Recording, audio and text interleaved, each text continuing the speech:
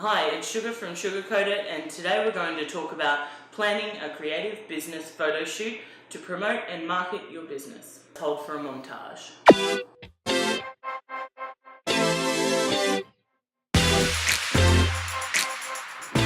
Anyway, you get the idea.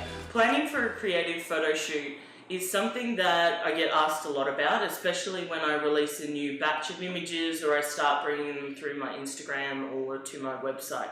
People are like, oh, it's all on the same colorway, or it just looks like your brand, or oh, they couldn't be more you in personality if you tried. So I just feel like I've got some tips to share on the topic, and I hope you enjoy running through them.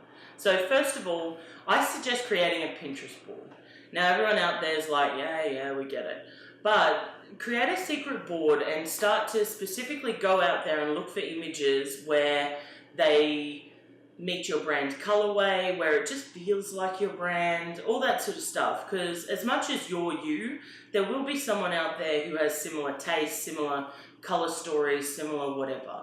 So I do this every time I'm about to shoot some new flat lay photos, or if I have a full shoot coming up. Get that Pinterest board, start putting items on there, everything from what you think you'll wear to locations that you want to shoot it. So my house has these beautiful sort of honey timber floorboards, and so in that sense we had to paint the walls a creamy colour. Grey wouldn't have worked, right? Because it's a cool colourway. So as much as I love my house, the actual main part of it, and it's warm and welcoming and I love being there in my like brown leather couch, it's not branded in the same way that my businesses are, which are always cool black, white, grey and blue tone. That meant that I really had to consider where I'd be shooting these photos. So my office is a little more on brand. It's got a black concrete floor and a white walls, so that was easy, we could go there. But then I spoke to my brother and sister-in-law to borrow their house because it's a little more on theme with me. Their kitchen is black and white, they've got this beautiful grey couch, when you're thinking and planning a creative shoot, it doesn't have to be like rent a studio space and prop the whole thing out, though that could work for you if you don't have access to anything else. It can just be about thinking, okay, so we did about 15-20 minutes at my office location and about 3 outfits in different sort of settings and standings and rack here, that there. I just said rack here. I meant clothes rack, pervs.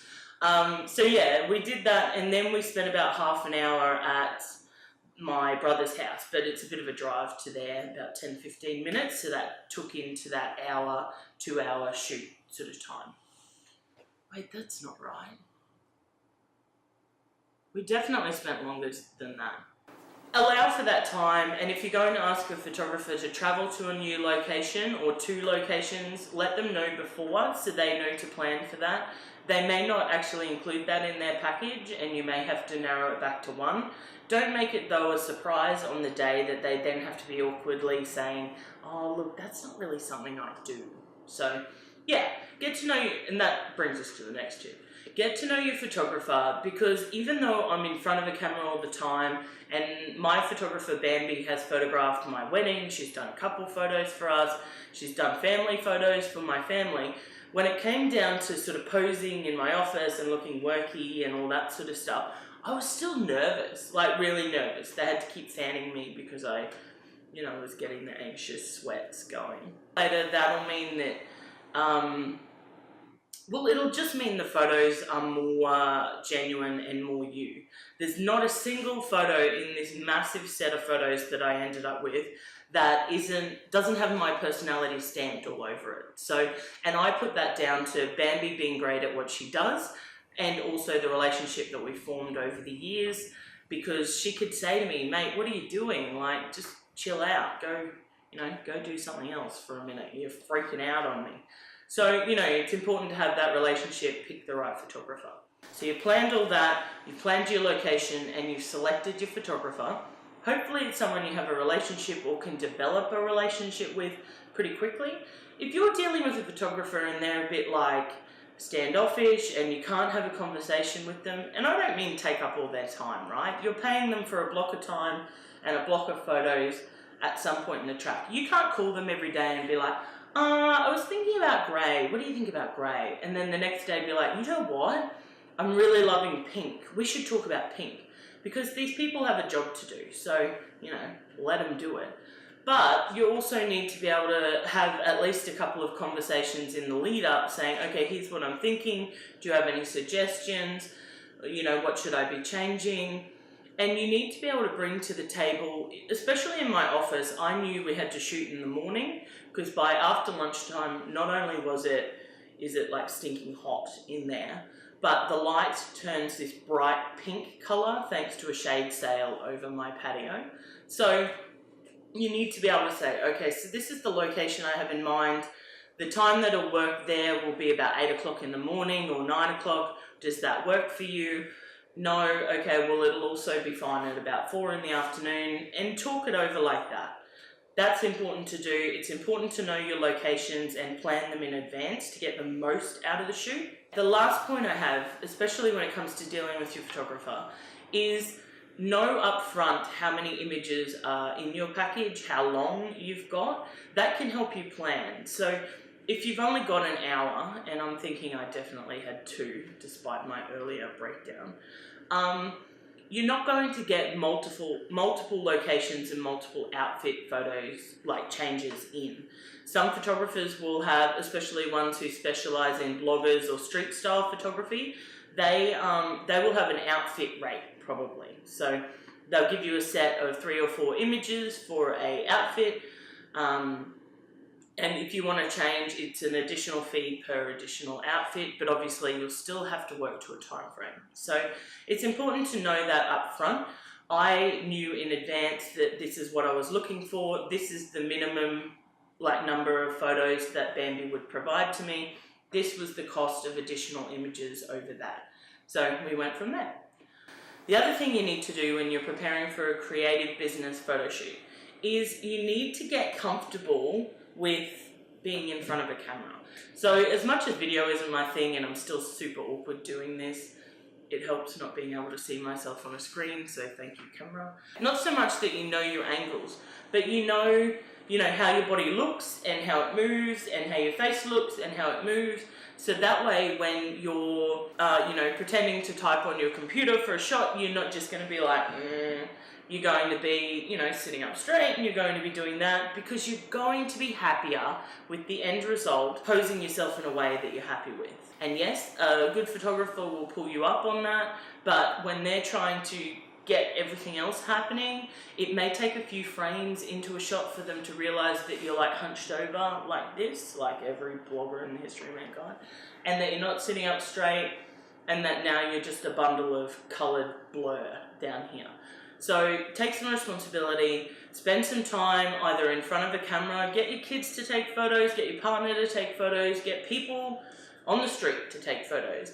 Just get used to being in photos so you start to notice, okay, well this is how I like to sit and this is how I like to stand and this is, my best casual with the, you get my point.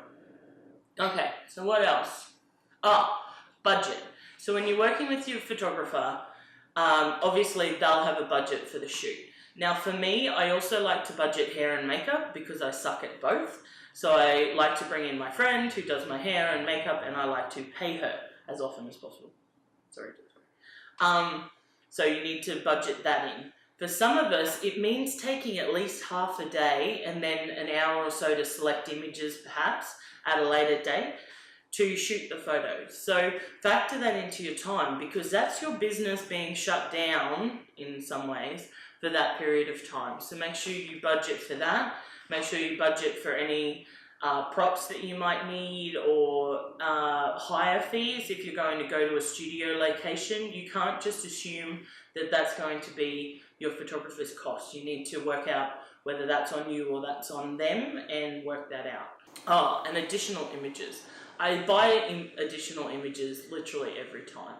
And as crazy as it sounds, I always buy the blooper ones that I think Bambi just puts in there because they make her laugh. I love those ones. They're the ones I buy every time. I love them. They've got personality. And I feel like as much as I enjoy looking posed and somewhat, as close to perfect as I get. It's fun to have those ones where you are literally laughing so hard that you've got like 8 chins and your mouth's like this wide open, and you can see that you haven't had your tonsils removed yet, and that filling from grade 7 in the back of your teeth. They're my favourite. So don't discount those sort of photos when it comes to choosing. Which brings me to choosing your photos. First of all, you're probably going to have to deal with yourself in some ways about how you look.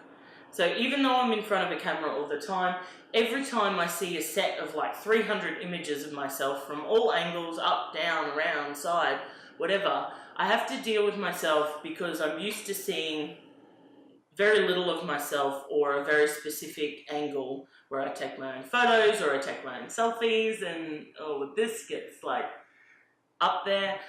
So just know that when you first sit down with a gallery of images, whether that be with your photographer or whether you're doing it on your own at home, that you can't trust your first reaction to them. So I want you to take a look at them all, start to pick a few favorites that really jump out at you, but then I want you to step away from it. If you're at the studio, ask for a glass of water or go to the bathroom, something, just give yourself a minute. Get on board with the way that that's the way you look right now and you're perfect just the way you are, and then get back out there and select some images. If you're really feeling like you hate them all, right? So you're looking at them and you just can't deal with it, then I think you need to select a couple that you really like and then just trust your photographer to do that job. Because sometimes other people see us better than we see ourselves. And if you have a relationship with your photographer, they'll be able to say, look, I really like this one, because maybe that's the you they see. So give them a chance to do that. And if you don't have that relationship with your photographer, then let a partner or a family member or a friend that you trust do the same thing, because they'll be able to go through and pick it. Don't stand over their shoulder and be like, yeah, isn't that terrible? Look at how chubby I look in that, or, oh, my skin, I've got so many wrinkles. You know, just let them choose. If you can't do it yourself because you've got whatever you've got going on, that's fine. Let them do it. Don't impact their decision. Don't discount what they like about something. You're probably just missing a real moment of beauty because you're too in your own head. And I get that. I've done that so many times. So there you go. That's my tips for planning a creative business photo shoot. Thank you for being here. I hope you're enjoying the more regular content coming back to the channel.